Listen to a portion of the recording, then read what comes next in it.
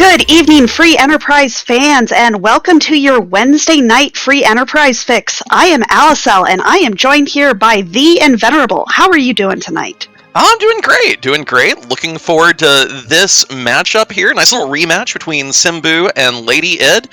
Allie, do you know how close their finish time was in their round robin match? I sure don't. Will you tell me? It was 1 minute and 15 seconds separating the two of these runners. So, very close matchup. Excited to get the rematch. It's going to be great either way. Both looking for that coveted second Heroine Robe spot. Rybon, of course, won the group. These two, so evenly matched in the actual round-robin round. Ought to be just fantastic tonight. Absolutely, and I am looking forward to this matchup, just because I believe whoever wins this faces off against, where is the, well, I look for that chart. Why don't we talk about the objectives? Certainly. Let's see, we got Defeat King at Town to Summon Monsters, Super Cannon, Sealed Cave, Sand Ruby, Forge, Rat Tail, Magnus. By my count, if you count Underground as a key item, let's say we get a magma key. Then we need 9 key items right there. Nothing on the moon. So, we always like to talk about pushing your objectives, going for those, especially if they can gate further objectives. And that makes it a lot easier to go moon when you have 2 or 3 of those moon altars. Here, none of them. So the decision of when to go moon and when to leave moon will probably play a key role in this race.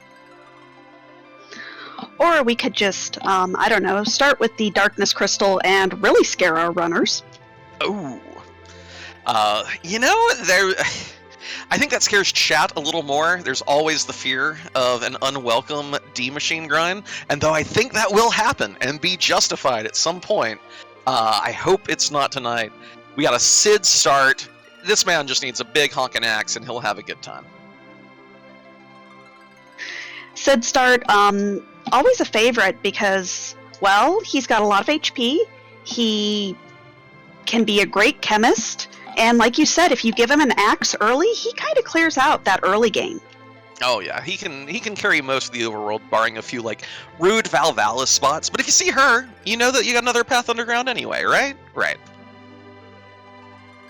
Now that path underground can always be Ogopogo and the Evil Wall, but... Sid's got that. I believe in him.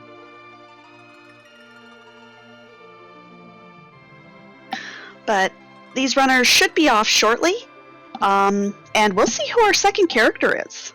I'd love to see an Edge. An Edge would be great for these runners. Just Team 1500 HP at the start. A lot of people like Team 90 HP. I think Team 1500 HP is a pretty cute combo as well. We do get our White Mage squared away. Rosa's here. Octomammoth giving us a Rat Tail. That's half of that trade objective. Might be getting that done sooner rather than later. And I'd love to see a Rosa early. You want to talk about somebody who can take out the early game. You get her a Heroine Robe, and even just a Samurai Bow, and especially if you can find some of those, the stone arrows. Oh yeah, Medusa arrows. Very handy. Thank you. You can take out, if there's a free boss somewhere, you can take that out real easy. Oh yeah. And I believe both these runners are familiar with the ATB tricks required to execute that, so maybe we'll see it in action. See, Neki, either of these characters could even have started with those, so we'll see. Simbu here, peeking the Baron in out the gate. We see Edward there, guarded by a Lunar Sparkle. LadyId going directly to Bedward, wants more key items, wants to see the shape of this early game. That's a what you want to see when you go to Edward at the start. That's one of the best things to find there, because then you get to raid the Treasury. Yeah, it's so nice to not have to double dip here. Like some racers, want to get the first 8, possibly 9 items in the public treasury. Everyone loves to full loot the joint when you're not even 2 minutes into the seed. Let's see what we get.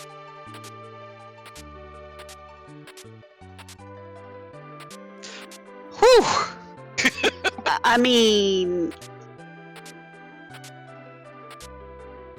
the big winners here Artemis Bow out the gate for Rosa to dish out tons of damage if you give her literally any arrow. Bahamut summon means that I think Iridia is actually more than welcome here as something other than an anchor. Defense Sword, one of the best weapons for Kain if he is up on Hobbs. There's a lot of... And the Publisher even has an Ogre Axe, my favorite weapon for Sid. We are off to the races here in Troya today. Well, and even a cheeky coffin there in the Treasury. Coffins can get you out of some sticky situations and can take out some of those trap chests. Oh, yeah. Simbu, meanwhile, has launched the hovercraft. We know we're going to need it eventually. It is 100% required to turn in the rat tail, so that's free for later. And going to show us who our next character here is on the backside of Hobbs. LadyId doing a little shopping, finds cabins and starvales, two very helpful items. And slightly regrettably, we find Tella up on Hobbs. Not going to be able to use any of that big weaponry we found, but a really great utility character in the long run. Pale Dim with this team, though? Yeah, I don't think Simbu's quite ready for that fight with how his Rosa and Sid are outfitted. No, LadyId may have a little bit of a better time just from what she found in the Treasury. And like you said, there's the Medusa arrows. Yay! Like you said, Tella is a great utility character. He learns exit. He has exit, and that is so important. Well, for what it's worth, we have a Rosa, and we have the Party Rock. We're gonna be able to learn exit this seed before we're obligated to go moon. It's not like the Earth crystal's being buried deep. We got it right out the gate. No big deal. Simbu, meanwhile, does equalize on some of the weaponry. Finds an Ogre Axe for his Sid. And a Murasame in the back of Evelyn if we do find an edge somewhere along our way.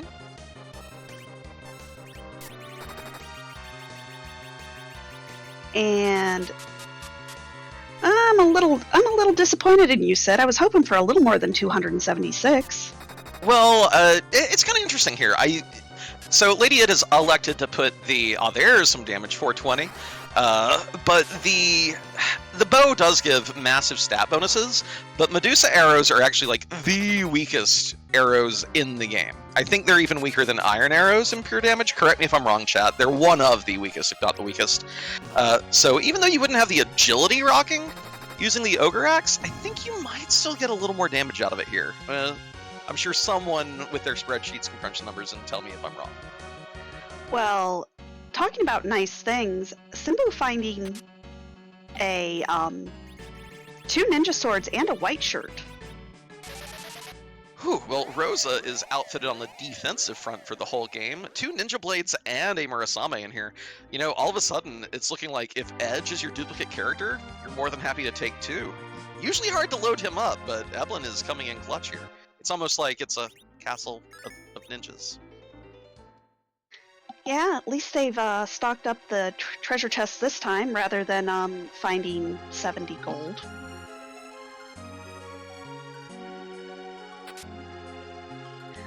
But LadyId heading down into Antlion picks up an exit. Really, after doing all that looting, Antlion is not that exciting. Yeah, lower tier loot, sometimes, you know, played more often if you're doing T Wild or T Standard, where everything's just the same no matter where you go. And we have a very not bonus round, D-Mist here. You do like to see it. We're probably not going to see a single transformation here, and that's the only real annoying thing in this fight. Yep, you'd much rather see D-Mist here than in the Ribbon Room, on the Giant, anywhere other than a high HP spot. With this, we finally get another key item check. It is the package. Not required today. Allie, we know there's an Edward at our next free spot. Not free spot. We know there's an Edward in Baron Inn. We don't know who's up Zot. Are there any characters that you sit through the package cutscene for right now? Fu and Cecil. Yeah, good talk. Good talk. Because, especially if I'm Simbu, I've seen a light sword. I've picked up a light sword. You know, it's not an Excalibur, it's not a crystal sword. but it still goes crunch crunch pretty well. You see LadyId popping on down to the Damsian basement. Also relatively low tier loot, but it is very dense, and we see the Mute Knife there, the unsung hero of the tournament. Has made so many differences. We'll see if that ends up coming in clutch tonight. I love the Mute Knife as a mage weapon and as a weapon for edge, just because, yeah, it adds the black magic stat and just tears through mage type enemies. You know, chat was talking about the buzzing gears part of LadyId's username, and you know, if we were like full pro wrestling free enterprise, I think it would be great for this to suddenly become a surprise tag team match, because of course Simbu was one of the OG 2v2 champs alongside Moonblaze Wolf back in the day. And LadyId and Emily's Poorly Drawn Bees are kind of the heralds of 2v2 play in modern free enterprise. So, are we sure we can't get a tag in and make this a 4-screen right quick? Is that allowed? You would have to check with Scala. Oh, okay. Well, I'm not gonna bug here because he is way too busy to worry about that right now. But yeah. I guess we would also needed some kayfabe, some promos beforehand. We would need to have theme music, make sure we have extra steel chairs underneath the restream. So, well, and something I missed during the first Treasury, a crystal ring was in the Treasury. I'm really starting to love crystal rings. oh yeah, they're fantastic. They're they're an article of gear that any character except for Dark Knight Cecil can wear. They give you some really good status immunities, but the big one to me is the dragon defense. All of a sudden, a lot of punchy dragon enemies do diddly squat as soon as you put that on anyone. And I believe 2 out of 3 of our big grinds involve dragons. Absolutely. Here we go. LadyId has cleared for Bull. Gonna be finding out what the key item reward is here.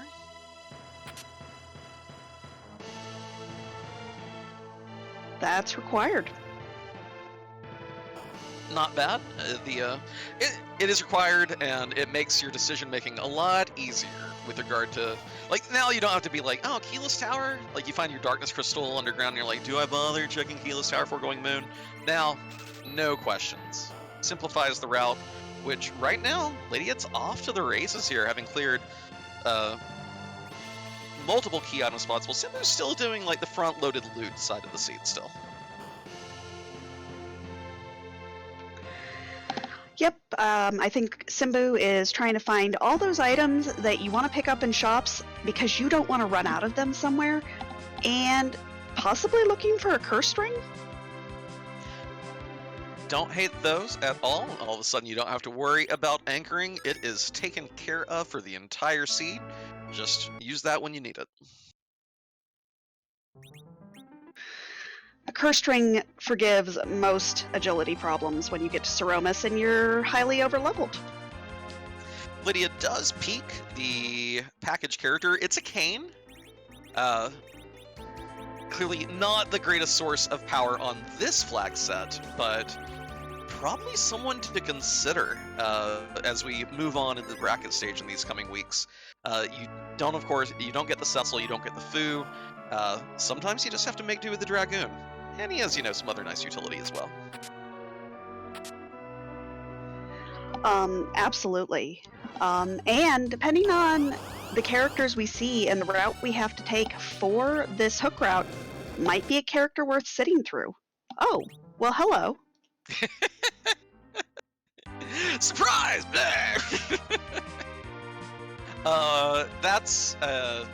That's cute, but we now know that there's a way underground that doesn't involve going through the Baronin. And that is a very rude blarg. I think we will have the means between that Artemis bow and that crystal ring, etc. If LadyId wants to take care of that fight, she's able to. But there's no need to do it just yet, No, especially when you know it's not your underground access or your only underground access, and it's an Edward. We don't have a spoon. We don't have anything that's going to make him good. Well, sometimes it's the bosses that make him good, but we've not seen any of them yet either.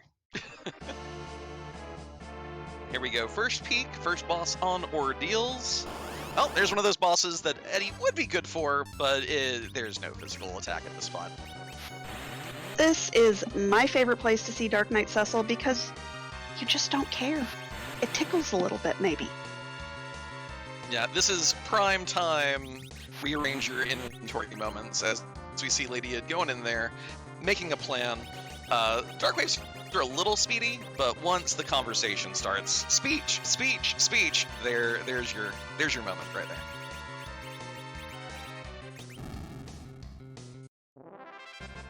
Simbu getting the tower key.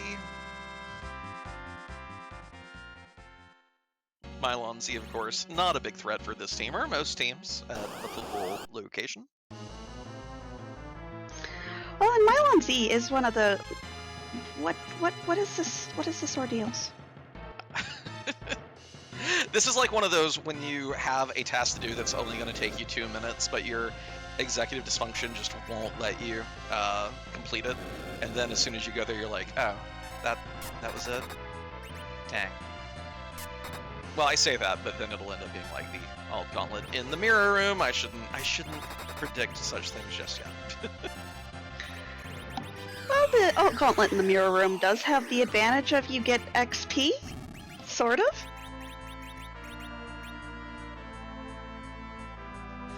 There we go. LadyId takes down the king rather than waiting for talky talk. Queen's next turn, she'll bump herself off any day now. Or we just get impatient and we shoot her. That also works.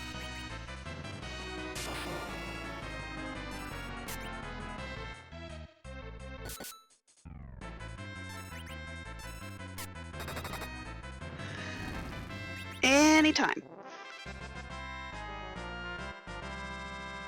Yeah, the current setup for LadyId's team, really the only person doing physical damage, fight command damage, is Sid.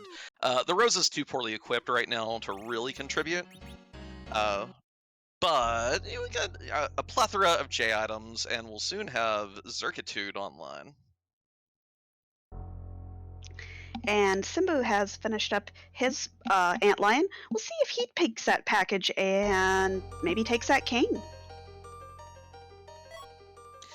I think we'll be real hard-pressed to see a runner sit through that when we do have 2 more characters awaiting us up top in the Tower of Zod. And that's an Odin, and that is a Womp. I barely missed the item. I will note that although, well, ooh, lightning arrows, fun. What was the item? It was our 3rd mute knife. Oh, fantastic. I mean, at this point, the seeds are literally screaming at the runners. This is a good weapon. Don't forget about this.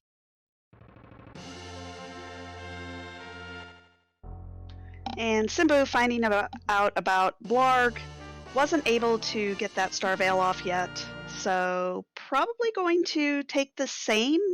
Oh, maybe going to do the Earth Crystal first. Interesting. Relying on this team's loadout to be able to pull this off.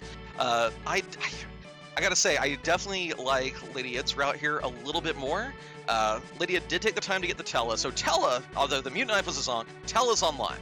Tella's got all his utility spells. We got the Zerg, we got Weak, we got Blink, we got, you know, the occasional stone cast if the situation merits it.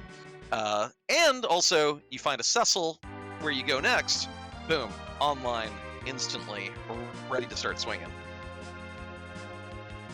Now, we do know that the path to Underground is through this Earth Crystal, as we're quite literally out of checks, except for this and Baron N.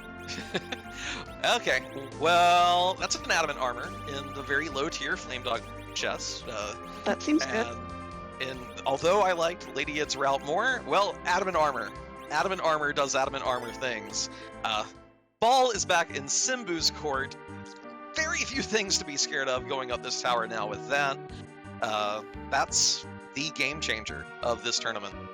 The Mute Knife's the unsung hero. The Adamant Armor is there's an entire chorus of wee baby angels singing its delights. Would you say that we even named the cup after it? I mean, in those exact words, I probably wouldn't say that. It's true, but I probably wouldn't say it. But the Adamant Armor, of course, just a ridiculously good piece of equipment, trivializes a lot of different fights, and yeah. Of course, this boss, I'm sure you wish you could use a Mute Knife. Yeah, actually, like, we found 3, but I don't think Simbu has any of them. Well, he doesn't have anyone who can use them. For that matter, neither does LadyId. So Asura here kind of being like, don't you wish you'd got the Edward? No. No, we don't. And it looks like Simbu is life-locking this Asura. Hey, it is a way to get the job done without burning through multiple Star Veils. A lot of HP at this spot, though. It's all 3 sisters combined, so this will take a hot minute. And LadyId trying these black cats. They're being a little rude. Yeah, I think LadyId is trying to do the timing on the petrification, but with Tella as the anchor here, I think you can't get it done without an hourglass. I'm not positive. But I believe the Sid has a ribbon equipped and thus can't be insta-death. I'm not seeing these blusters land is what I'm saying. I believe we've seen a few ribbons, so that would make sense. And Masamune.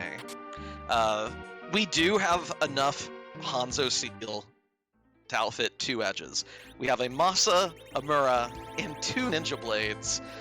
Double edge in Zod would be pretty funny at this point. And LadyId heading back into the Castle Eblin. Gonna see if she can't find some nice gear. Maybe another adamant, maybe a crystal sword. So I have to ask, what is the perfect number of adamant armors?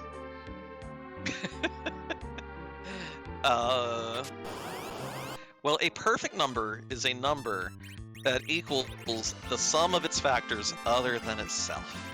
So, the perfect numbers of adamant armors that we would ever see in a seed are probably 6 or 28.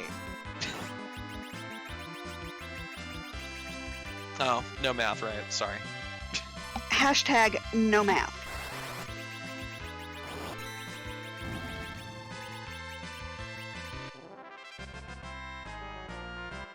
Lydia doing one of my favorite things, petrifying a steel golem. But I'm already made of metal. No, now you're rocks. Deal with it. And all that for a drain spear. Yeah, I mean, the drain spear is bad, but the XP on this team is good. So we have one more chest left that we can actually...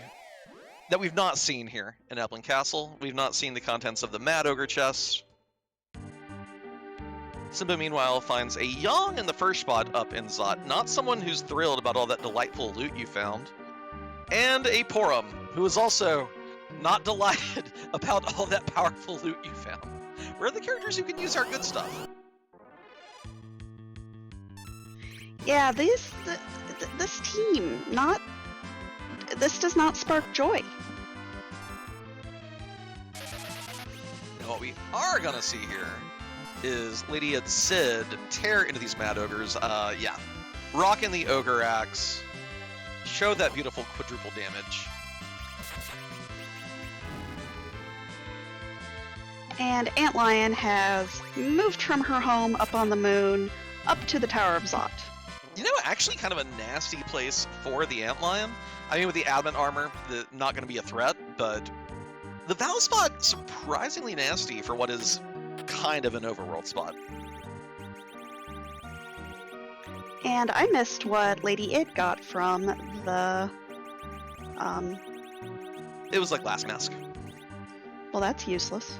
I mean, it's really good physical defense. It has its place. It sells for decent cash, but none of this matches the one little flame doggy chest and the adamant armor contained therein. So hopefully LadyId tries to pet the puppy as well. That's probably the best place for it to be, is that very first chest, because the first and second chests are easy to get to, quick, on the way somewhat. The rest of them, you have to go way out of your way. Yeah, I hate going to the Trident. As I call it, little triple path. It's like, well, where's your flame dog? It's behind door number 1, door number 2, door number 3. No, it's a goat, and it's not the deal you want to be making. And Simbu getting through this Antlion, no experience for the small child or the monk, but LadyId is heading to that flame dog chest. Alright, so this is nice. We will be equalized on the adamant armors between our runners. And at this point, as far as checks go, LadyId has completed Ordeals, Simbu has not. But we know the only thing up there was a spare mute knife. So if Simbu just commits to saying no Cecil, no Tella, 3 fewer bosses for any foos that pop up, pretty substantial advantage. And there is our underground access. That is a magma key. You do not have to worry about a nasty hook route. And Simbu is going to head underground. Yeah, of course, 3 gated item, weapon, and armor shops down here. All kinds of powerful J items potentially available. Bacchus wine, hourglasses, sirens. Get your team up and running and dishing out the damage. Now, what's your favorite item that you can buy down here? Honestly, it's been Bacchus wine lately. With the 4-player party cap, I find it very difficult to really have your white mage pull, like triple duty, healing, mitigation, zerking, all of the above. So being able to have my heavy hitters take care of zerk on their own is, to me, a bigger time save, I think, than even sirens or hourglasses are on these seats. I would agree with that. Even if you do have a way to zerk somebody, it's just easier. Just buy lots and lots of wine. You've got an Avenger for that cane? Don't worry about, Avenger glitching, just have him drink some wine.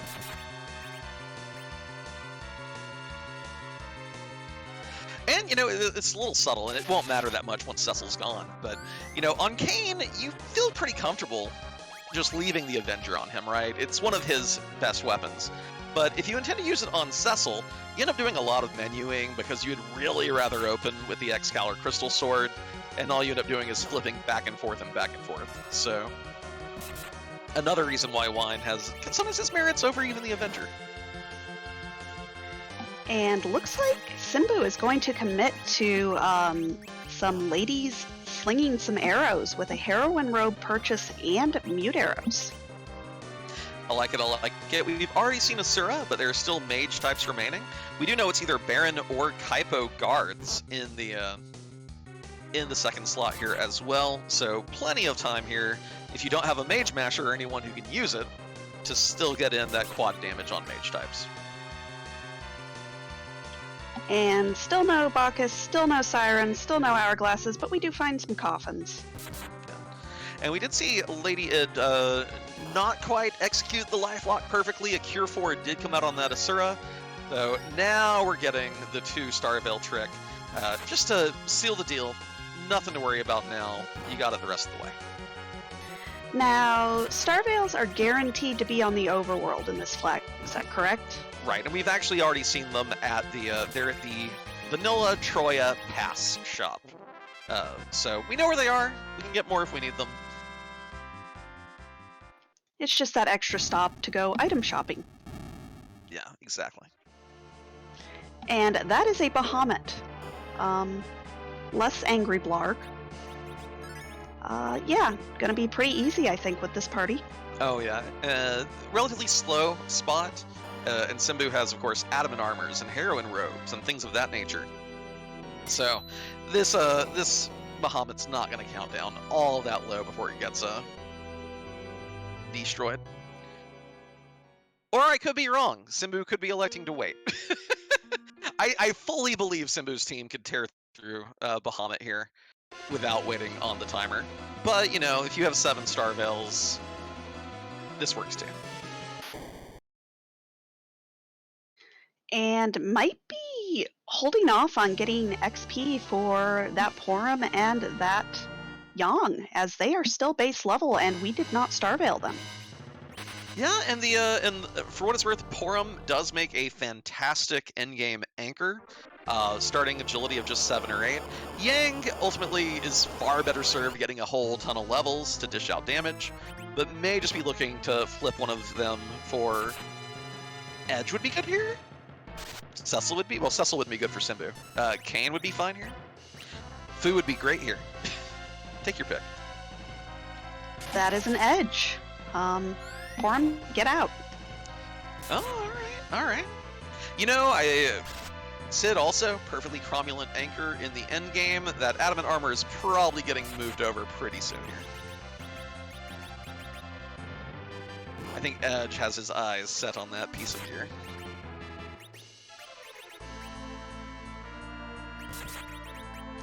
And Simbu pulling out the big bomb. Doesn't want to mess with that officer today.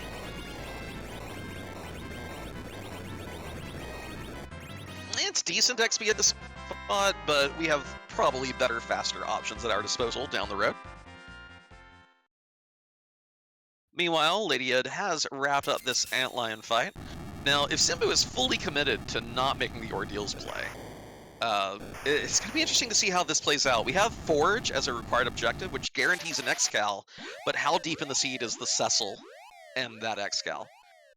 We've seen the Paladin just tear up this flag set, but Ordeals, very fast today. Not the fastest, but I'm just curious to see if there's going to be an interesting counterbalance here by the Paladin popping in. Well, and that Paladin could be hiding on the Giant, and we never see him. And we make do with a very strong Edge.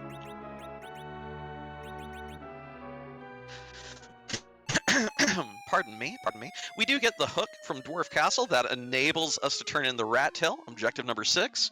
Does provide another character and a 4th set of gated shop checks, just in case the underground doesn't have everything you're looking for. I always seem to find my wine there. And it always pushes me to buy about twice as many as I normally would. Oh yeah, you just don't want to have to go back there. It's even more awkward if you have tails to turn in, because then you can't be spending all that time just moving your hovercraft back and forth. Now, do you want to peek the character while you're in there? See if it is that Cecil, that Fu? Oh, I absolutely. The one awkward thing for Simbu is that, well, no, never mind. We've done Zod. We have a source of exit. It's great. I'm so used to Rosa not getting to go to Zod until after you've been to the moon. So, yeah, I think there's no way you don't peek that.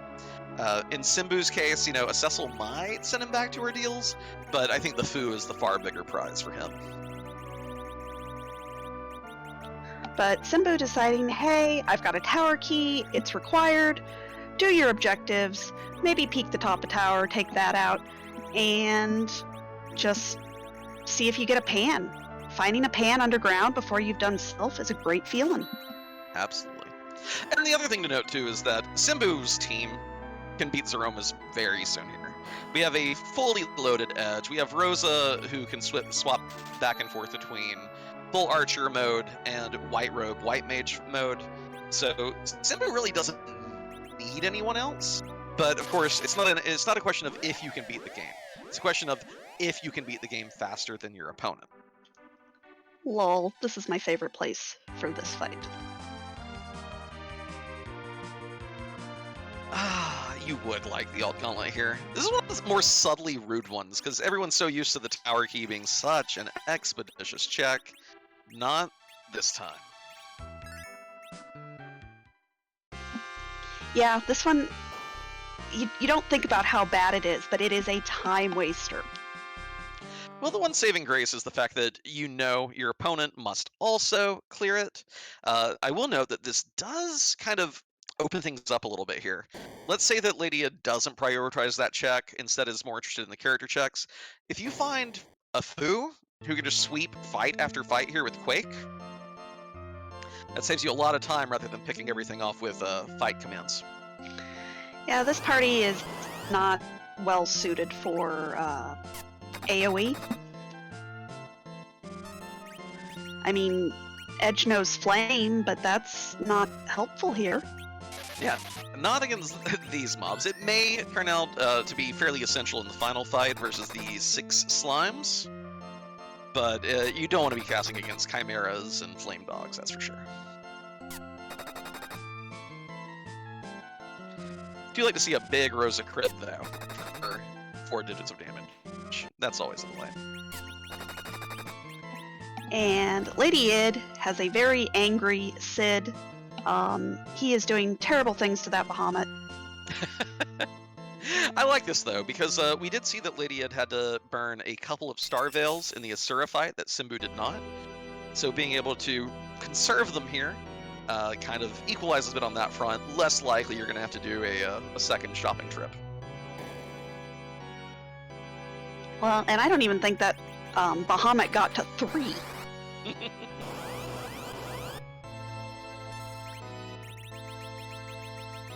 LadyId electing to take the edge over the Yang. With equipment like this, absolutely. If you pick up Yang as your first 2 character checks, maybe, he's worth taking to the end, but not that late. Yeah, I think I'm also a bigger fan of it depending on what your objective makeup is. If you have to do a couple of moon altars, if you have to clear the giant, all of a sudden you're getting a lot of extra levels. But on this like set again, not a single one that is directly gated by the Darkness Crystal. Definitely. For all we know, this could be a moonless seed. Simbu not going to do the Penguinator special. That's the tower key only play. We are headed upstairs. We will see who's at the Dr. Lugay spot.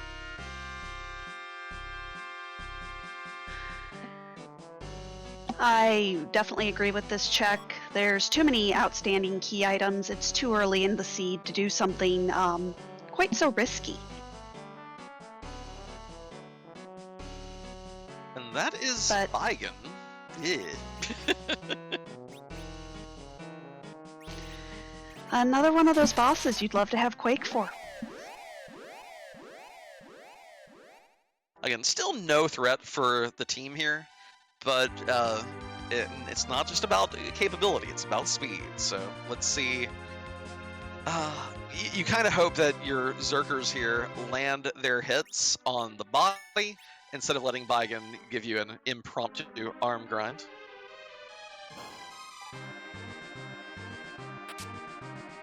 And LadyId is following suit, going to Babel here. Also going to be seeing this alt gauntlet and this Baigen without a source of Quake. Or, you know, even Rydia would have been a cute find in the Evelyn Cave. We have both a Bahamut and a Leviathan summon now. Take your pick. Definitely. Rydia would have a moment to shine. Although you need to get a little bit of levels on her to be able to cast either one of those.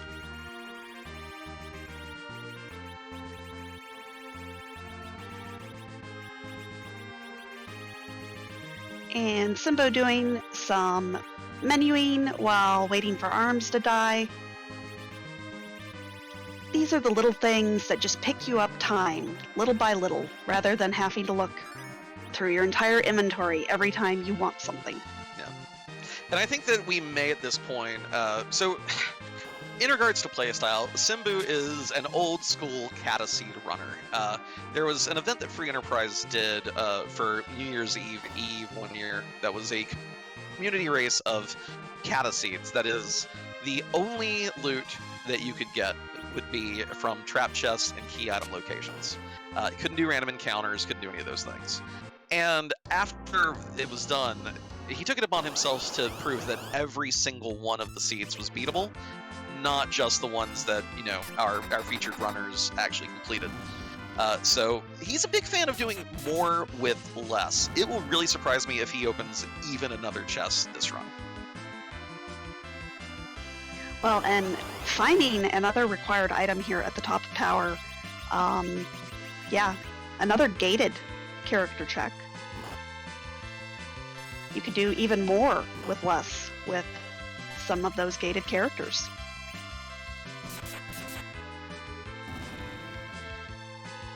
So we'll see where he goes next. Does have those 2 objectives can clear. No pan yet. There's still a freebie hanging out in the Feymarks and some shops we've not seen.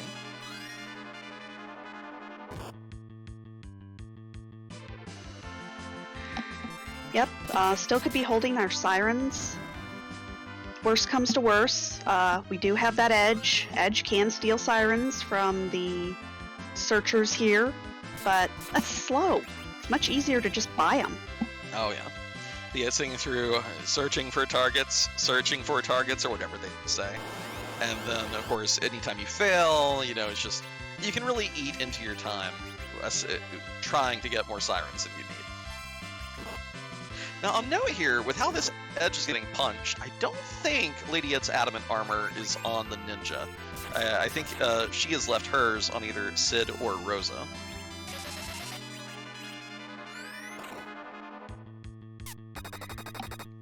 I know some runners want to wait to see who, if they get a really good character to put that Adamant on, so they don't have the penalty for taking it off another character. But I have come around to the thought that just put it on anybody, take it off, and try to heal them through the damage. Simbu turns in the Rat Tail, gets a Stardust Rod here, so nothing gated by it. Probably was hoping to find... It's always nice to find your pan right here and to say, haha, I did not have to go through Silk Cave twice, but not today, and not moving the hovercraft. Again, I think this is very much an attitude of, my party is fine, let me save time by not doing those checks, and just hope that my opponent doesn't get a big advantage on me by doing them.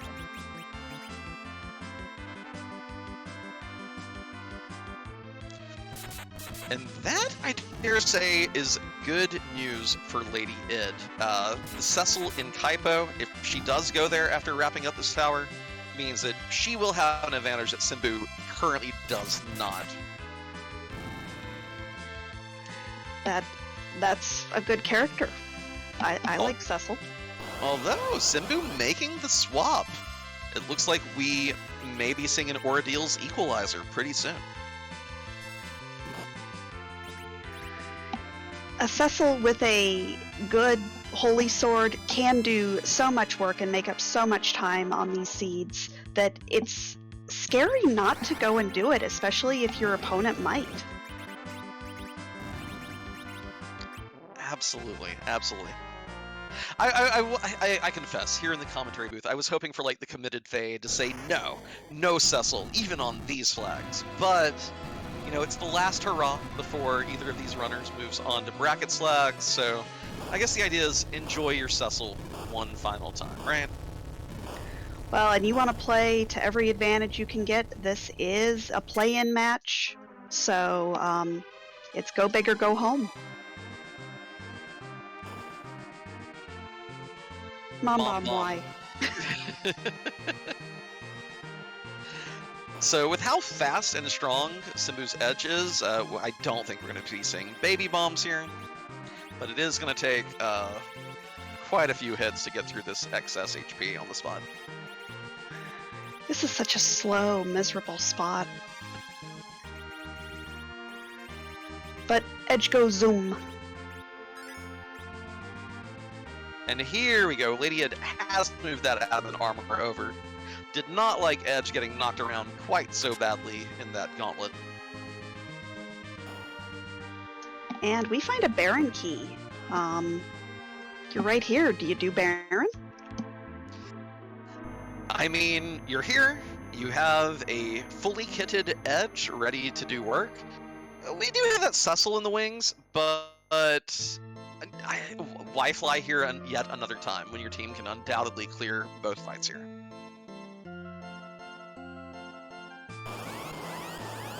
Looks like Simbu disagrees, though. Gonna go ahead and do Ordeals.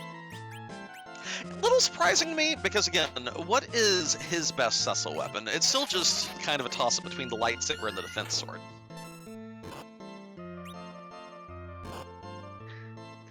Yep, but maybe he's hoping, hey, I could get a crystal sword from the top of Ordeals, right? It's happened. It's happened. Can Cecil use the mute knife? You know, you are absolutely correct. Do we remember? Oh yeah, it was Octomammoth who gave us the starting item. I was thinking if it's Magus Sisters, I'd be completely on board with that. And hey, mirror match, but not inside the mirror. It's fine. Chat is correcting me. You cannot get tier 8 from the top of Ordeals. That's really disappointing.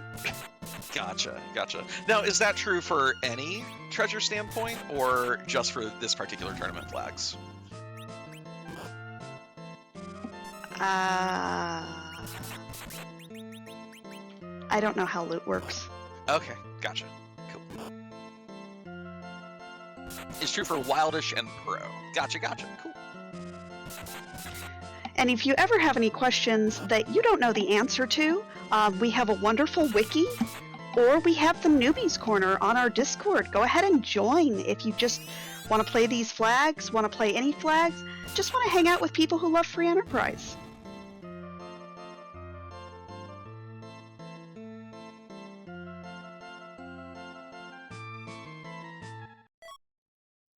Simbu, meanwhile, is tearing through these fights even faster than LadyId did, not even waiting for the DKC speech, ripping apart the King and Queen of Eblin before there's no speeches. We got places to go. We've got Zeromuses to kill. We're in a big ol' hurry. And LadyId getting her Sand Ruby. We'll see if she goes down to the Fame Arch and checks those 3 checks, or heads back up to the Earth, or double dips Sylph. Yeah, we are still basically neck and neck. The added trip to Ordeals here has given LadyId a little bit of time to catch up. Simbu just agreeing that Cecil is too strong to leave on the table here, but now I'm getting really curious as to whether or not there's a Fu down that hook route.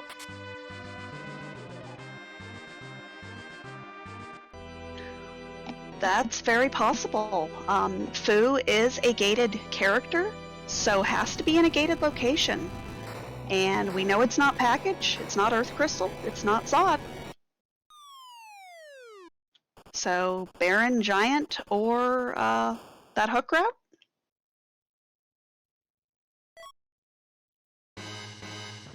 Cecil coming automatically back row glitched with a bow and arrow as his default necky gear.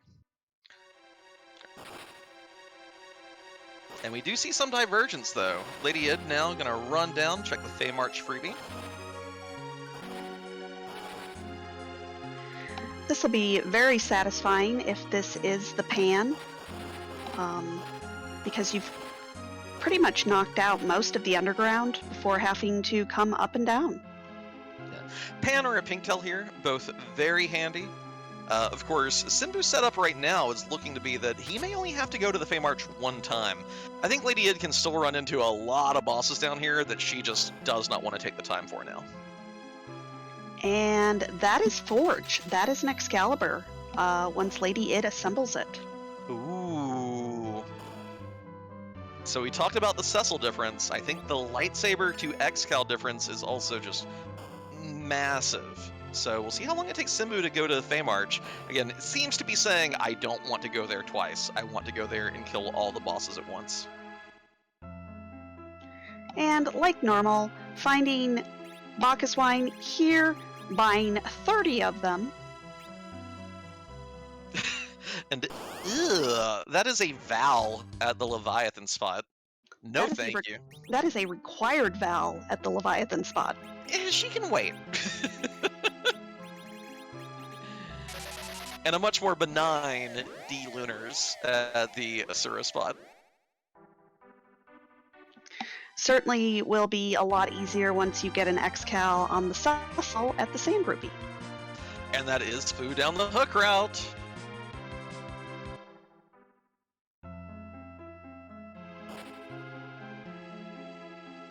At this point, I think you get rid of the Cid, have Fu, Rosa, Edge, and Cecil, and just do terrible things to the seed. Well, you know, Simbu actually has bought 30 flasks of Bacchus wine. I think you could even ditch your Rosa here. We don't need white mages. We're just 4 burly men. Hey, called it. I finally correctly guessed what Simbu was going to do. And LadyId taking care of the self-check. Gonna go turn in that Sheila one here in a minute. But stopping by the Forge right quick. LadyId knows she has 2 character checks that she can make between the Hook and the Sand Ruby, and wants to be ready to put that Cecil online if he shows up at either one.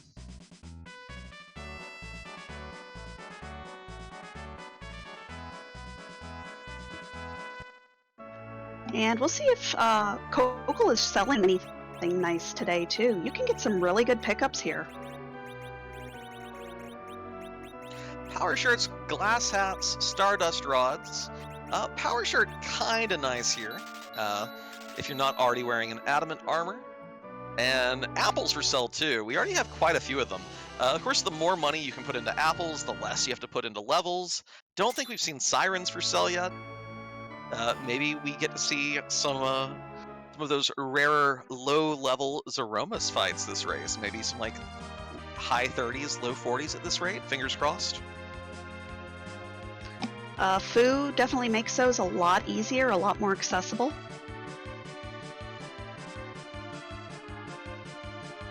Simbu. But, go ahead. Simbu gonna get his Excalibur. Gonna be very glad with that Cecil. But also gonna get the bad news of that Val fight. I mean, it's doable. It's actually kind of funny because you're gonna see that fight and think, huh, maybe I should have kept the Rosa. Second source of blink and heal would be really nice here. And level 1 Cecil, even with the Excal, ain't ready to dish out the damage just yet. Although Simbu would have to leave to Forge anyway, so.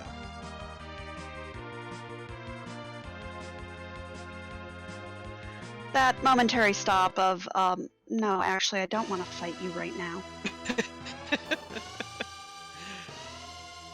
You can almost hear the inhalation, just the, yeah, about that. Is going to take on these D-Lunars, though. We'll see if, with this Fu, able to get through this fight. So they will have, I believe, 11,500 HP a pop, but the danger here is the virus does absurd damage. Asura having some of the highest attack power, spell power in the game. That's a Darkness Crystal. LadyId has Moon access now. And 10 key items on top of that. I mean, there's some pretty good grinds you can do up on the moon, especially if moon bunnies have sirens.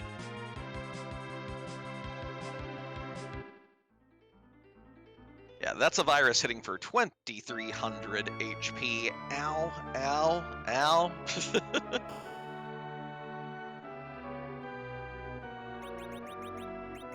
And with both D-Lunars still standing, yeah, there's the reset.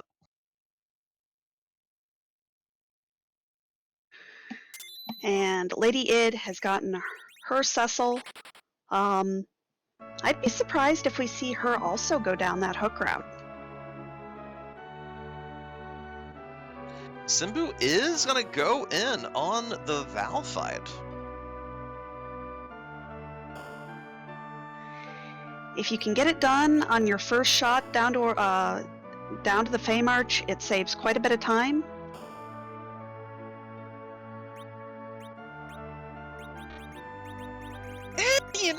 I would argue with that. I think that Fame Arch fights, depending on who they are, you can save so much time by just being willing to take the second walk and coming back when you have the levels. This Edge here is doing, first 2 shots averaged about 2,000 damage a pop. That means it's going to take about 17 to 18 hits to get through here. I don't know. Just think of how much faster this would be if you also had a Cecil going crunch crunch at level 40 with that Excal, you know? That's true. That is true.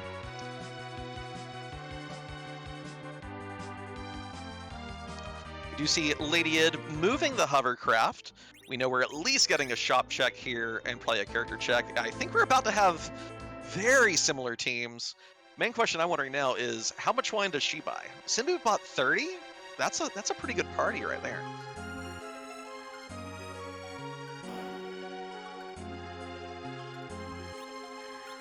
And Simbu is trying to still get through this fight. LadyId does not have a lot of money. I think spent some money on power shirts, maybe? Yeah, power shirts back at the Coal Shop, but you know what? This is T-Wildish. We've got money and loot coming out the wazoo.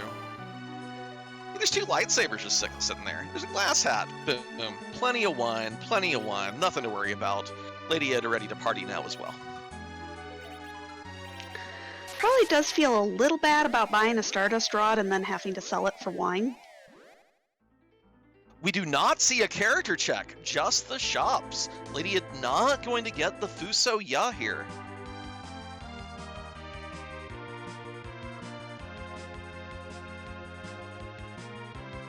Trying to think of fights where this could end up being a problem. We have very strong Zerkitude in play. We've already seen the Alt Gauntlet, so that's one place where you like to sweep with Quake, but can't. And Simbu does take down this Val fight. Adamant Armor Edge bringing it home, and Cecil staying alive for the XP. Yowza. And we see LadyId saying, okay, I don't know where sirens are. I'm not going to look anymore for them. I'm just gonna steal them. That's a little strange, because LadyId does have the Darkness Crystal. We've not seen the bunny shop yet. The Hummingways up on the moon. They could just be there. The other question is, how many sirens do you want? Because you are at 10 key items. You have a very potent team. How many levels do you really need to get rolling? I typically max out at 6, but I usually also don't have 10 key items when I buy them.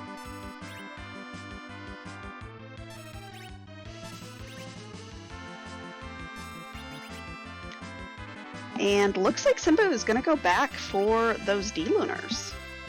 Yeah, the team's definitely capable of taking care of this fight. You can always do froggy strats.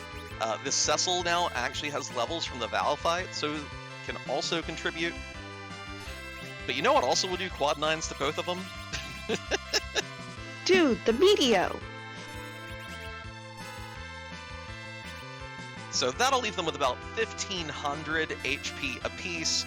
Should be able to tear through them with physical attacks, or as we see some darts from Edge. Oh yeah.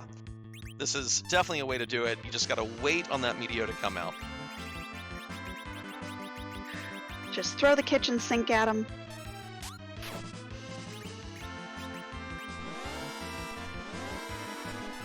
Rocks fall, every D-Lunar dies.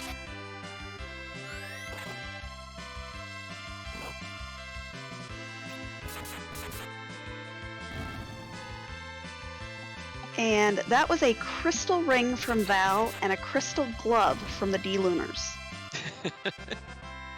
Well, you know, the vow was an objective, and this is basically how Simbu has elected to grind his Cecil up, right?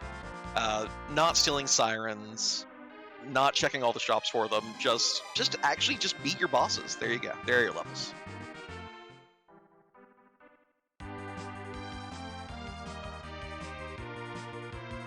But LadyId happy with how many sirens she's got. Looks like might grind up some eggs. Yeah, this seems to me to be saying that LadyId really doesn't want to launch the whale unless she is completely out of options. And these levels will be very helpful in terms of clearing out those 2 underground fights. Or the far, far, far underground, the ones in the Fame Arch. Now, doesn't have a Meteo Fu to take care of the D-Lunars. But, so, I don't know. Do you think we're going to see the froggy strats, or will we just yeet the kitchen sink as well here? Well, I believe, how much damage would that Cecil do with Excalibur? Is it hitting a 4 times weakness or only a 2 with Excal? I think it's not hitting any weakness at all. If I remember correctly, the D-Lunars obnoxiously have an undead weakness, but not a holy weakness. So accordingly, you're just doing standard damage with the Excal. Crystal Sword hits the undead for ×4. Anti-dragon weapons hit the dragon for ×4. But Excal is just doing base Excal things. Yeah, that's going to be miserable.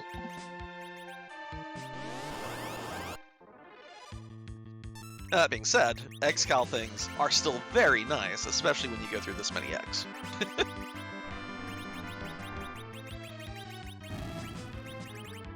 But now, Simbu here, flying to turn in Sheila 1, about to have a choice to make as well.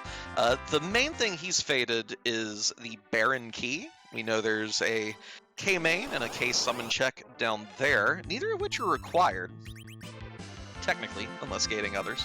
And we have an entire moon at our disposal as soon as he gets this darkness. We'll see if he would rather also try to stay on the blue planet.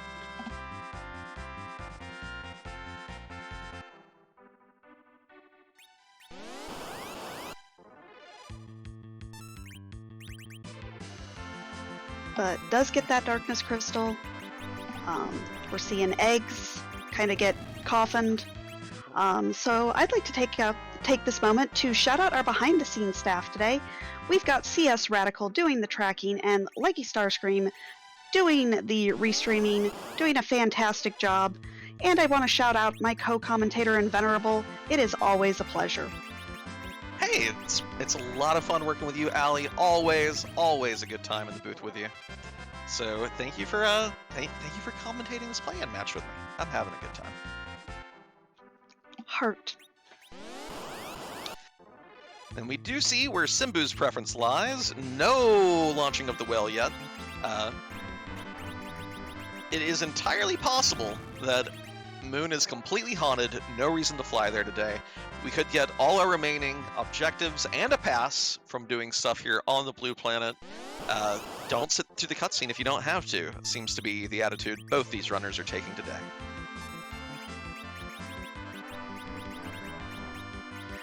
And Moon's scary, or can be sometimes. With this team, though? Nah. Especially LadyId side, look at the HP on the Cecil, Adamant Armor, Excal. We are going to see the Fame Arch get completely conquered by this Paladin in short order. Well, maybe not scary, but obnoxious. That's... There could be some obnoxious bosses on the Moon. I will note that we've gotten rid of a few of the worst ones already. Antlion left its natural habitat up there. D-Mist already accounted for. CPU's still in play. Golbez is still in play. Oh, Golbez versus Adamant Excal. Pshaw. Pshaw, I say.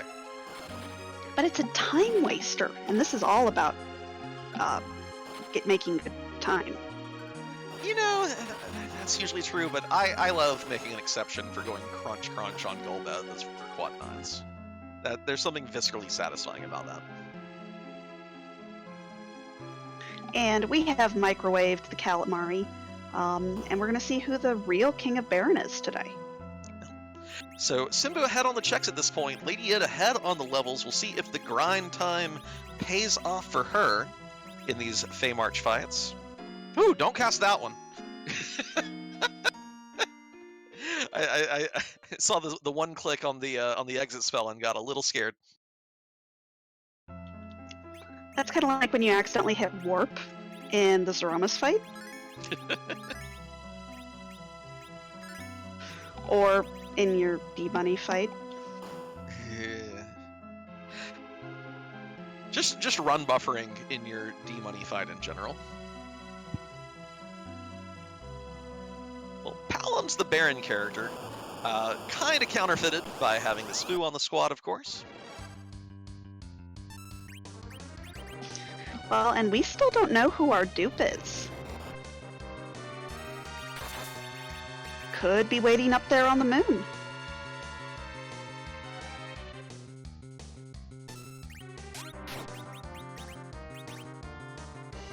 Ooh, Valvalis whiffing both Weak and Ray. The levels and the gear on LadyId's squad simplifying quite a few things in this fight.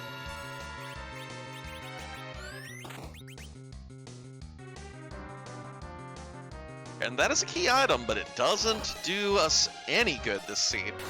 Edge will be happy to throw it if we run into a handful of fights, but not quite what I think we were hoping to pull out of this Baron here. Let's see what the basement offers. 3,600 damage coming out, a swing from that Excal Cecil, 2,500-ish from Edge. Yeah, the grind paying off in this fight, but if we've got to do all the moon altars, might not pay off in the long run. Kind of a gross fight down here in the basement, but hey, you're not fighting it on the moon, and admin armor, again, a fight mostly trivialized by it. Also a good place to throw a spoon. Oh yeah.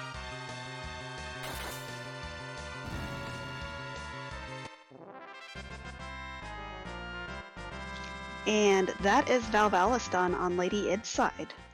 Very speedy, very clean, not really much of an issue. That's wholly on Rosa.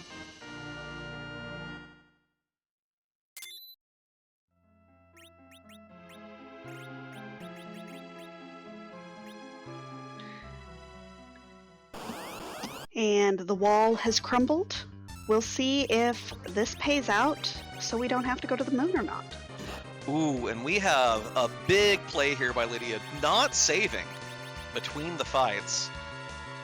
And we do see Baka Swine coming out. This is terrifying. We saw what happened on Simbu's side this fight.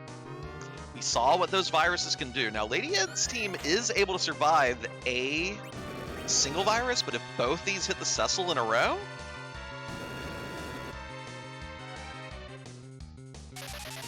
and that Edge taking massive damage from fire does have that weakness after removing the adamant armor.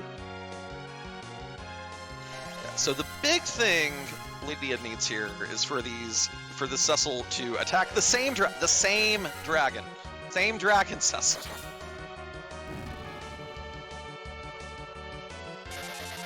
Whew. Both Rosa and Cecil surviving the hit.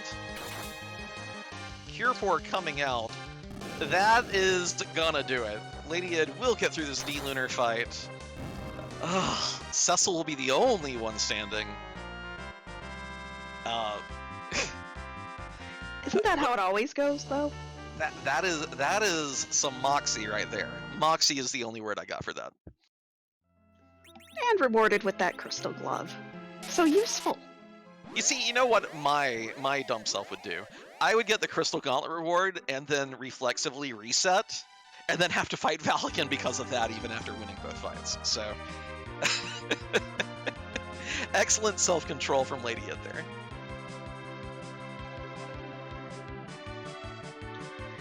And Simbu heading into the moon. Let's see who our Lunar character is today. I believe LadyId still hasn't done Baron in either. So, but LadyId has the grind squared away. The grind is squared away. Her team is Zeromus ready, going to be cleaning up fight after fight after fight. But the question is, were these levels really that meaningful in light of the Adamant armor, the X-Cal, the extremely loaded edge, the Fusoya? You know, all these things that mitigate the need for grinding a little bit.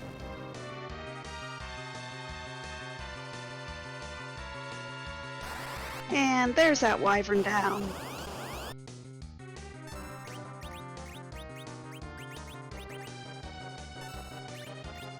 And I doubt we're going to see very much of this Mom Bomb here either.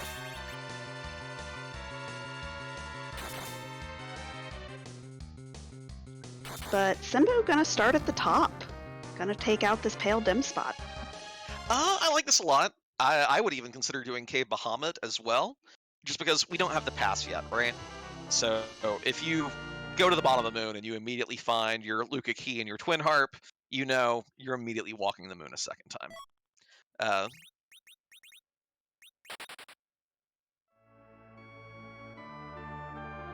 And Poorly Drawn Bees has redeemed shout out from commentator crew. Shoutouts to Emily, the other half of Buzzing Gears here, rooting on LadyId. Fantastic member of the community, one of the chief operators of the 2v2 club, the Teroyan Tango Community Club. Always a pleasure to hang out with. The community would not be what it is without Poorly Drawn Bees. Oh, you were cashing it in. You see, you can't say that after we've already gushed. All right, you have to gush over LadyId now, Allie. I think LadyId's great. She's always been very thoughtful and very kind. She's a great player. Just doing great things on this tournament, and just a good person. So, heart.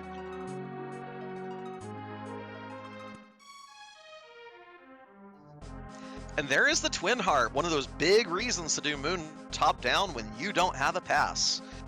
Now, is Simbu going to go ahead and cash this out, depart, and come back later?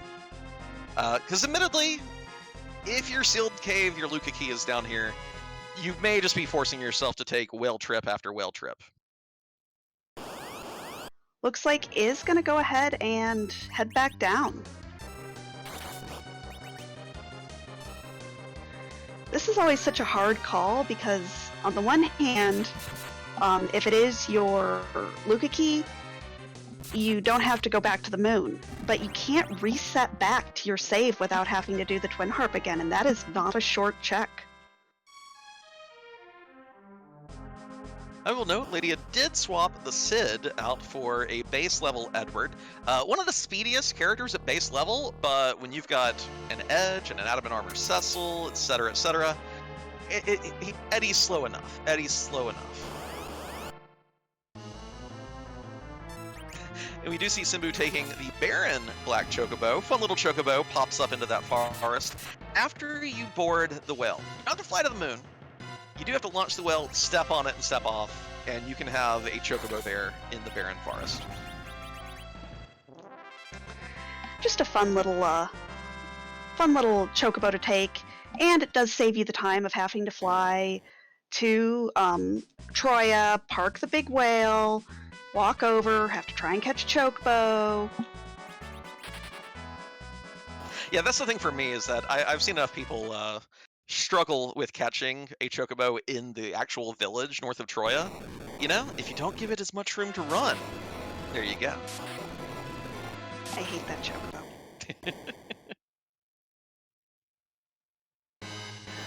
But we are about to start up a fan favorite. One thing we do randomize here is the nasty music that Edward plays on the Twin Harp. So at this point, Invenerable and I are going to stop talking.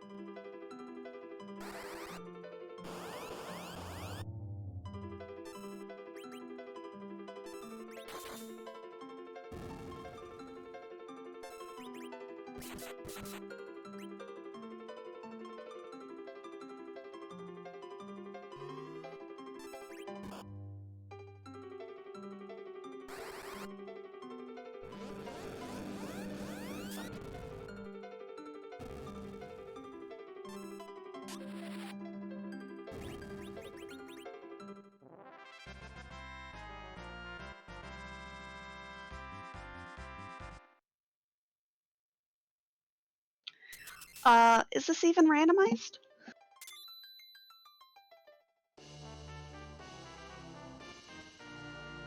Technically. And that is huge. That is go mode for Simbu, fading the rest of the moon, the correct play. If this Lukaki gives a pass, it's even more Galaxy Brain. So well chosen. Let's see if LadyId also goes top down. And we do have another shout out from commentator crew redeemed. Burnt K requesting it for Simbu. Again, Simbu, one of the OG 2v2 runners of the game, has dived deep into so many mechanics and showcased so many ways to beat seeds that people previously thought were unbeatable. Has helped so much with an understanding and broad view of the game and knowing just how to play it and how to play it better. And he has never shirked from sharing that with the community, with Newbies Corner, with the testing team. Free Enterprise would not be what it is without Simbu putting in the time and effort. And that's not even counting all his new tools and devices for tracking your gameplay and your seed and getting better at the game. Shoutouts to Simbu. Shoutouts to Simbu. Like you said, never hesitates to help new players, to share the knowledge that he's gained. Always happy to answer questions, and will tell you pretty much anything you could ever ask about this game.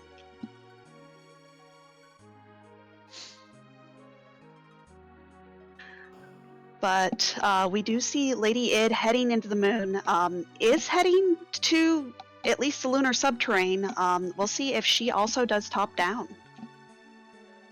Yeah, at this point, Simbu definitely has the advantage. Again, with this kind of gear and this kind of team, did not feel compelled to grind.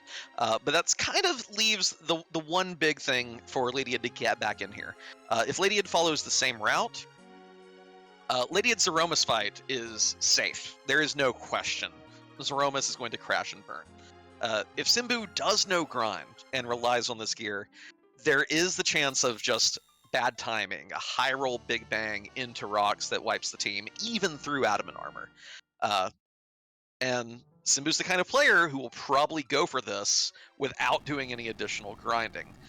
He's very comfy with lower level Z fights, but that is, I think, the big opening of the door here. Ew. But this is probably the closing of the door on the other side. We do see LadyId here going for density rather than top down. And we know here in the booth, regrettably, where the Twin Harp and the Lukaki both are. Now, for one thing that is for certain, LadyId is going to be destroying all these boss fights in glorious fashion. But, you know, sometimes you take the coin flip, and sometimes the coin flip bites you back. Yep. Now, LadyId may find a pass, which would save 2 and a bit minutes. Now, is that going to be enough to kind of make up this gap that's forming? It's hard to say, because, like you said, LadyId's Z-fight is done. It's solved. Whereas Simbu has to get a little creative. Now, I will note, as we look at the key items remaining in the pool, we know that either Cave Bahamut or one of these lunar subterranean altars has the pan. And that is going to be a big time sink. You get the pan, it's 2 more key items. It's one at the Sylphs, it's one at Sheila. That's the kind of item that I absolutely leave a save and dip out of the moon to check. But we know it's not going to come up with anything tonight. And this is not the boss you want to see when you're trying to save time. Yeah, now the good news is we have a ton of cutlery. LadyId, I believe, reset after the Evil Wall fight, so should still have a spoon to throw. So that's 10,000 of the 35,000 damage here. And we do see Simbu getting a little creative with a grind here. No sirens, no problem. These trapdoors, they give pretty legit XP. And the team is fast enough to kill it before it even disrupts anyone. Kinda clever. When did we last see a trapdoor grind this tournament? Have we seen a trapdoor grind this tournament? I've not seen a trapdoor grind this tournament.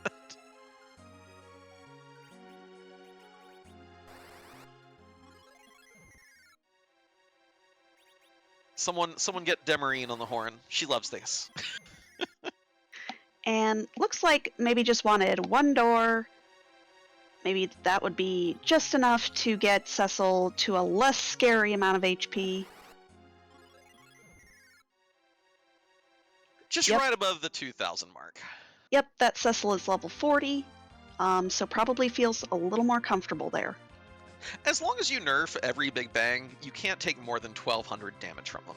Of course, whoever eats the counter nuke has to deal with that damage on top of the nerf Big Bang damage, and then a character could eat a counter nuke into a nerf Big Bang into a Meteo, and that's worst case scenario. If your entire team is pretty healthy and hardy, it's not a huge danger. Well, and LadyId finding my all-time favorite item in this game, that is a crystal sword.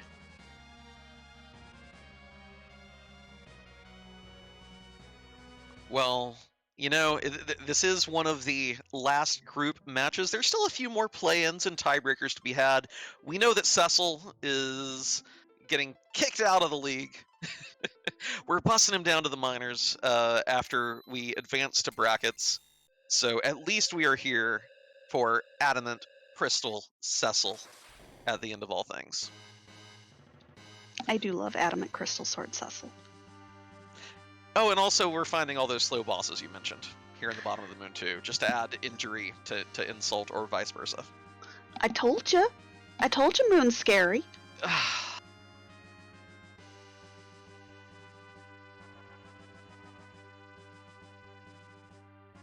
But thankfully that Rydia was already down, took out the edge. Golbez's about to have a real bad day. The crunches are incoming. Can't even finish his speech before his little brother is just hitting him very, very hard.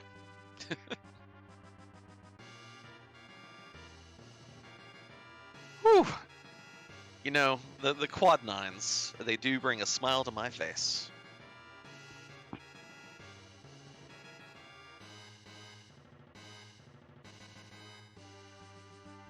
And does find that pan you were talking about.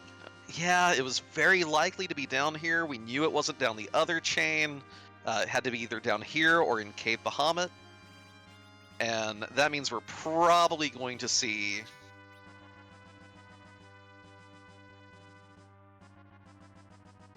Do we see the save and check? No! Hanging on to it. Not leaving the bottom of the moon yet. Hopefully this means LadyId will go ahead and do a full moon check, get that Luca key. But Simbu is going down, is in the crystal part of the lunar subterrane. Well, Lydia's going to show us what other nastiness the moon has in store. Alright, here is the fight you're looking for when you have Crystal Sword Adamant Cecil on the moon. Dark Elf is not long for this world. I hope it enjoyed casting that brief array of spells. But we have a lot of Z flags in chat, because unfortunately we can't move Zeromus. Nobody wants to fight Zeromus at Antlion but me, but we've got to randomize him somehow. So would you like to ask the question tonight? Whose butt are we gonna kick tonight? Is Butt cute? Does Butt even have a butt? Does Butt have a cool hat? Is this the hat group? No, but hats are cool. Oh, and we do see... Oh, that's one of my favorite things to see. We saw a reset out of a pink tail. I don't need your stinking adamant armor game. Let me get out of here.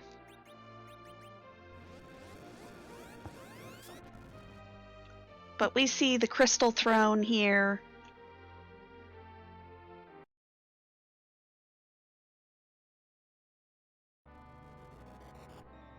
Grr, erg. Oh, not even heading. Oh, this is a gamble. And who's that? Genesis must. All right, chat, help me out.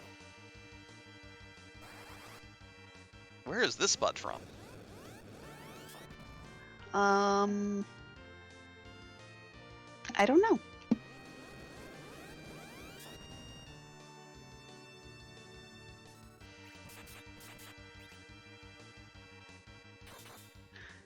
I do love the question of, is Genesis from that one Final Fantasy game? The dumb one?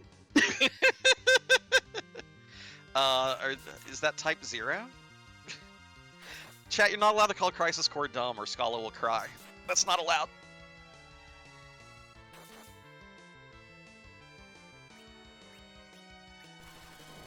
Alright, let's Google Genesis Final Fantasy boss. Oh, okay, it is Crisis Core, incidentally. Matthias is right. LOL. Yes, Genesis is a boss in Crisis Core, Final Fantasy VII, fought in the abandoned Mako excavation facility near Modeoheim. But is that what he looks like? I'm finding out.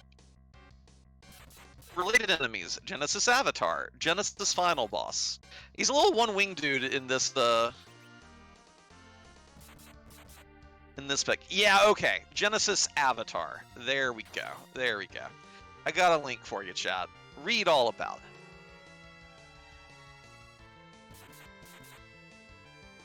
Well, and there's also a fight going on. Nobody's dead yet on Simbu's side. That's always a good sign.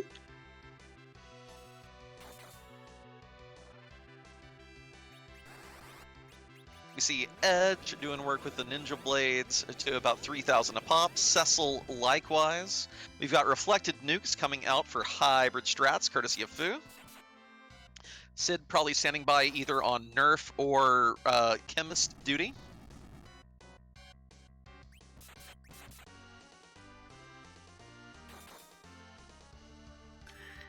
We do see LadyId fading that Murasame altar. Maybe just gonna check the pan and reset out.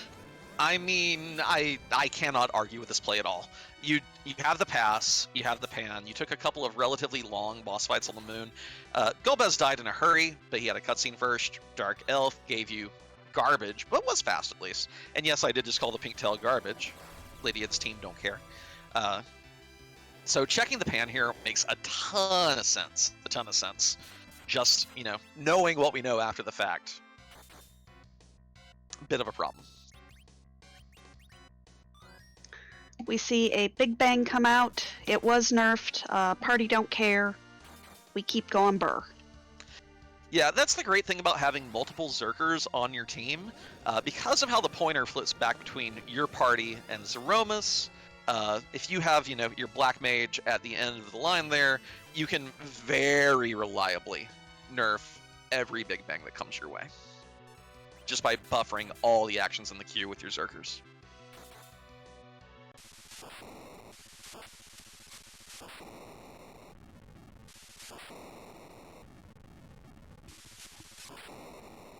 But this fight being... Oh, it's over. It's done. Very clean fight. Fu and friends with massive loot on the team. Hope you enjoyed it, chat. Again, these fights are going to be a lot more dubious in the weeks to come, but right now we are all enjoying power overwhelming. GG's out for Simbu, taking home the play-in match for the 125-37, and we will see if Simbu is interested in interviewing shortly.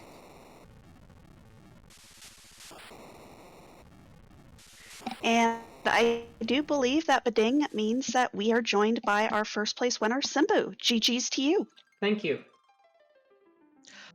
So that is your final match on these group flags. I know that I've mentioned a bit tonight of how you've definitely beaten seeds with far more marginal teams and marginal tools. What are you looking forward to with the change to the brackets flags coming up? Brackets, I think, are going to be really interesting with the lack of the back row glitch. It's hard for people to realize how much that makes a difference in your time to complete a seed. So you're either going to have to take everything and deal with, sometimes 1/4 damage from trying to attack a back row with someone in the back row. It's going to be very interesting. Gotcha. And let's see if we're. I'm going to the chart to see if we do know who you'll be up against without spoiling anything. Pardon? I believe it's Dragus who I'm racing for the brackets. Right, yes. I just wanted to make sure that it wasn't one of the remaining play-ins or tiebreakers. But yeah, so Dragus went 5-0. Have you scouted your opponent at all? Are you anticipating having to do anything cheeky in your play to pull off your first brackets win? No, I'm just gonna race the same as always, figure things out as we go. I think all of the brackets are best of 3, so that'll give some time if needed to adjust a little bit, but yeah, I'm just looking forward to seeing how it goes. Maybe a few less adamant armors hanging out in Zot. We were quite a bit surprised to see Eblin Castle come up with so little and Zot to come up with so much, but you played into it. Like, that was one of the big differences this seed. LadyId did kind of an early, stole some sirens and did a grind, whereas you relied just purely on the gear to get you through, and Adamant Armor does that, I guess. It certainly does. And I think we would be remiss if not to thank you for giving us, I think, the first trapdoor grind, even though it was just one, that any of us have seen all tourney. GG's on that. Yeah, I was a little bit low leveled. I could have probably pulled it off as is, but I figured just the location of everything, I probably had a little bit of time leeway. So best to just increase the margin of safety a little bit, take a nice and slow, easy Zeromus fight that had basically 0 risk of failure, and go from there. Gotcha. Allie, do you have any other questions as well? No, I think y'all answered just about everything. Definitely looking forward to seeing more of you in the brackets. And again, GG's. You did great. Thank you. GG's. And meanwhile, we do see that LadyId has found the Twin Harp. We know that's going to bring her the rest of the way home this seed. I'm excited to see this Crystal Sword Cecil of hers continue to tear through everything. I mean, if nothing else, it is very, very fun. Absolutely. And also just beautifully played. Like, this was very simply a coin flip, I think. Either runner takes the bottom of the moon and the other one takes the top.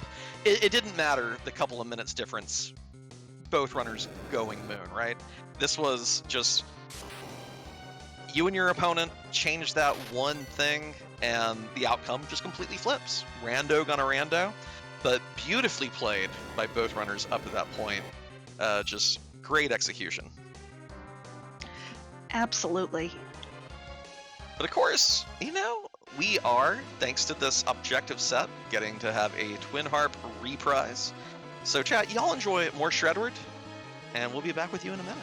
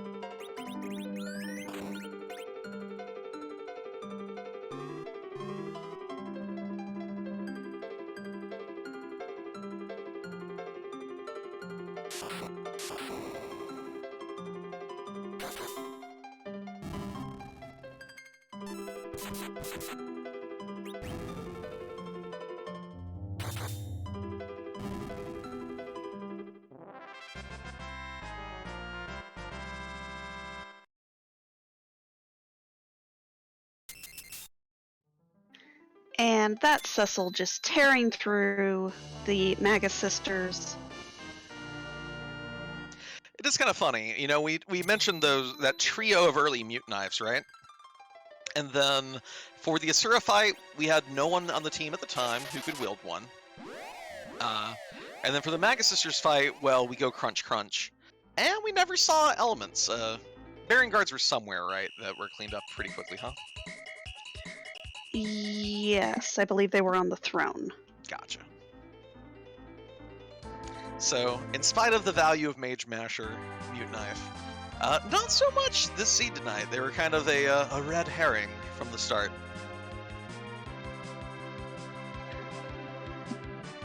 But LadyId has gotten her Luca key. Gonna go ahead and go get through that sealed cave, and then I believe we will see a very, very fast Zeromus fight. Yeah. And also, very fortunate that Lydia did get the pass from Cave Bahamut, so no need for a second walk of the moon. It is just bringing it home, bringing it home. Although I will note, cutely enough, no warp caster, so we don't get to take any shortcuts out of the floors of Sealed Cave. We do have to hoof it on out one step at a time. I feel like that's even worse than not having a exit caster for Magnus Cave. You know, technically, it's not, but you know, from like the perspective, it like just the groan and the annoyance. I think you're absolutely right.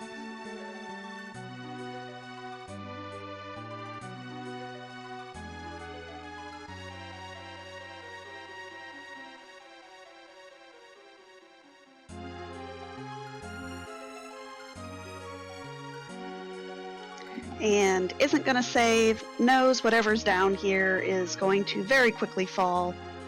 And you have to do it, so it's not like you're going to reset out. Absolutely. And also it's fun when, again, if you're looking at the race room, you know your opponent's finished. You might as well enjoy your last little bit of swag, you know? Like, savor it, have a good time with it, show off what your team is capable of. I'm here for it.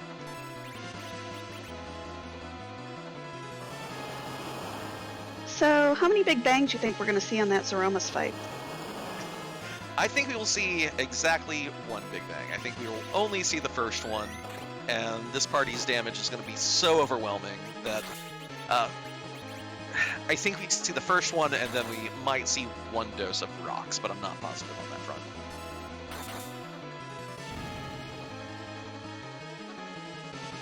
I agree. I think this is going to be one of those Zeromus fights that we envisioned when we came up with the Adamant Cup.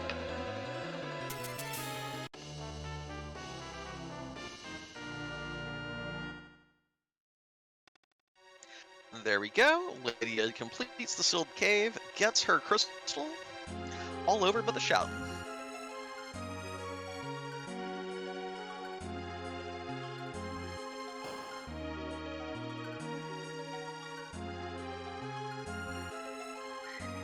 And again, while LadyId makes the long trek out of here, just want to shout out our behind-the-scenes staff.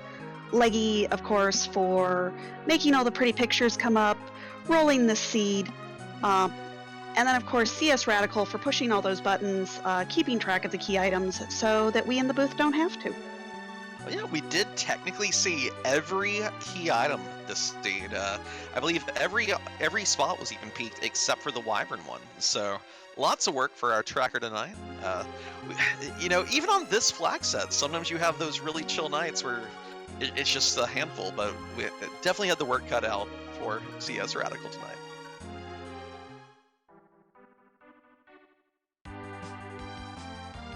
But we have exited the cave.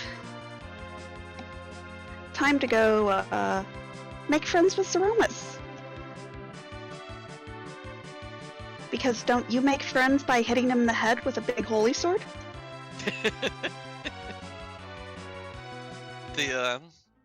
It's funny that the Zeromus here is called Genesis, because it is about to meet its end.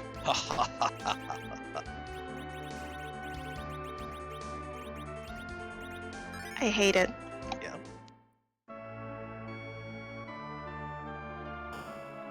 Masamune coming back out on Sid.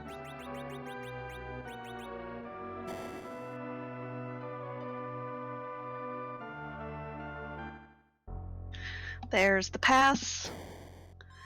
And doesn't have to worry about lifting up the lunar whale one last time. Absolutely.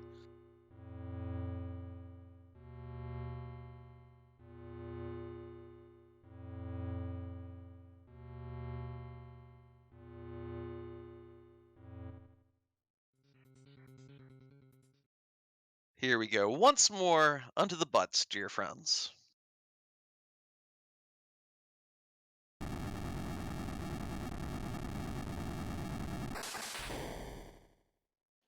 Grr, erg. I'm Zeromus. Better be shaken, Zeromus. Better be shaken.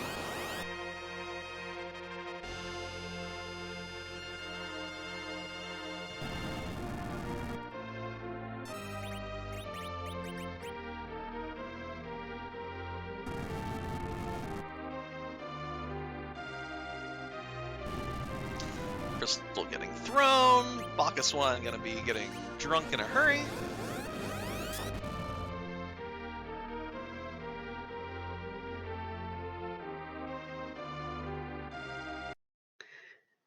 We see his true colors emerging.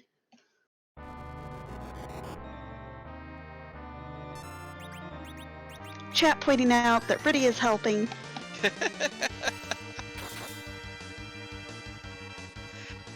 The agility anchor to end all agility anchors. And that's 6,500 coming out of that Cecil already. This seems pretty good.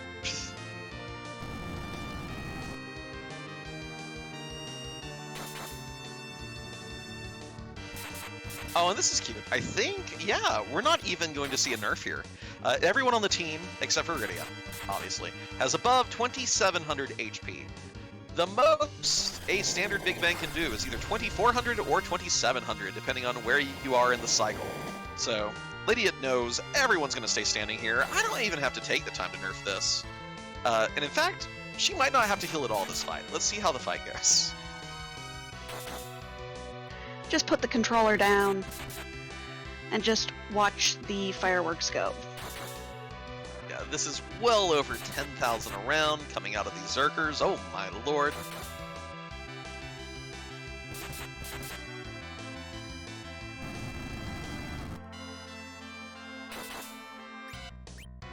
And it is one of those efficiency things, you know, why do the extra animations and the nerfs when you don't have to? That being said, that shake would make me a little nervous.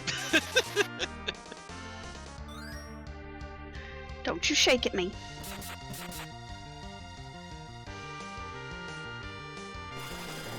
Topping off right before the next bang comes. So we did see the second Big Bang. That's fine. Cecil took 890 from a full-powered Big Bang. 890. That's yeah. That is GG. Very clean fight. No rocks, but that poor Zeromus. What did it do to deserve this? That's right. It appeared in Crisis Core. And now you're gonna summon an angry Scala. I bet Scala did not like that boss at all, and that's why Z was very happy to put it in the pool, just so that you know, everyone gets to kick its butt. I believe we are set to be joined by LadyId in just a moment. soon, TM, right?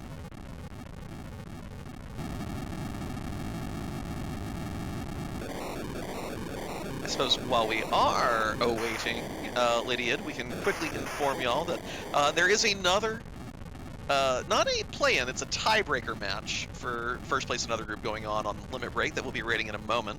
But then later this evening, on Free Enterprise 2 at 9 Eastern, that's about an hour from now, there is the Aegis Shield play-in between Elven Sorrow and Zyrak, so that'll be a good match that we'll get to enjoy later. But Oh, we I are believe, joined! Yeah, go. Sorry. I do believe we are joined by LadyId. GG's to you. GG's, yes. I got excited there, Allie. Sorry. I'm like, oh my god, she's here. Randomizers, huh? I mean, it was a coin flip. If Simbu goes to the bottom of the moon and you go to the top of the moon, complete the other way. But amazing race to watch up to that point. Probably like 2 minutes apart, going moon, neck and neck the entire way, in spite of fairly different early game routing. Now, my main thought is, what were you thinking when you did take... And the other big difference was taking the time to do that early grind. Was this just a desire to not launch the whale at all? Because there was still a gated shop that you hadn't checked on the moon, right? Yeah, there was. You know, I didn't want to check the moon, I guess. I was like, well, let me just steal some sirens now. Let me take that Val Ballast now. I can take the other, I could take the D Lunars there, and then just be done with it. And then I can just, you know, blow up the rest of the moon, take any boss that's down there, and then not have to worry. You know, pretty much just not worry the rest of the seed, which is what ended up happening. Which, you know, went according to plan. It just, the items just didn't go according to plan.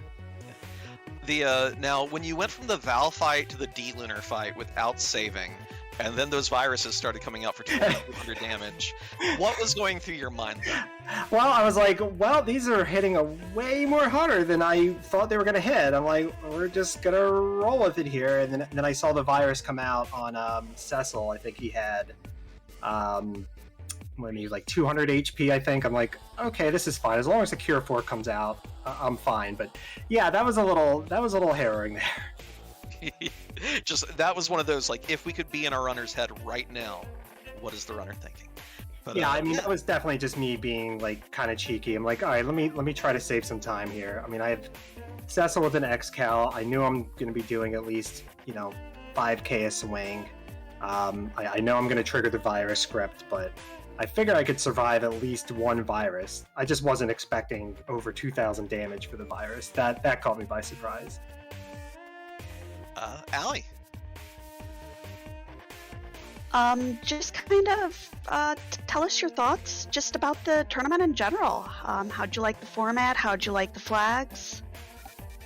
You know, I felt like just personally speaking, like this flag set kind of brought out my strengths. Like, you know, I had a lot of fun playing it.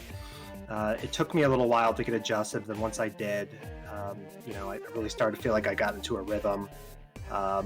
You know, unfortunately, I just kind of ran into two buzzsaws and Rybon and Simbu, who are, you know, just playing absolutely amazing right now. But the fact that I got to play them and hung in there with them, you know, I guess speaks volumes about how my play has advanced, you know, since joining the community. So, you know, I take it as a good sign.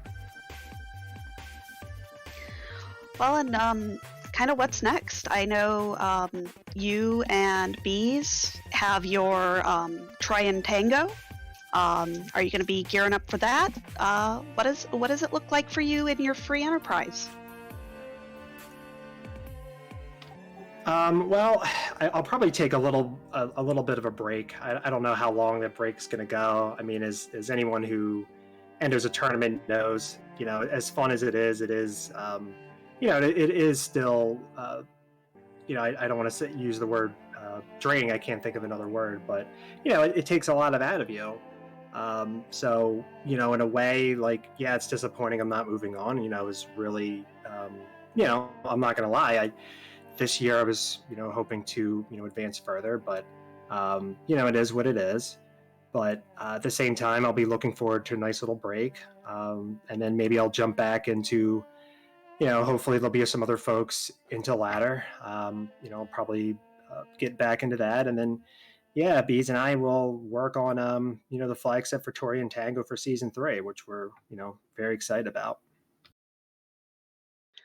Well, we are absolutely looking forward to that. I love me some 2v2.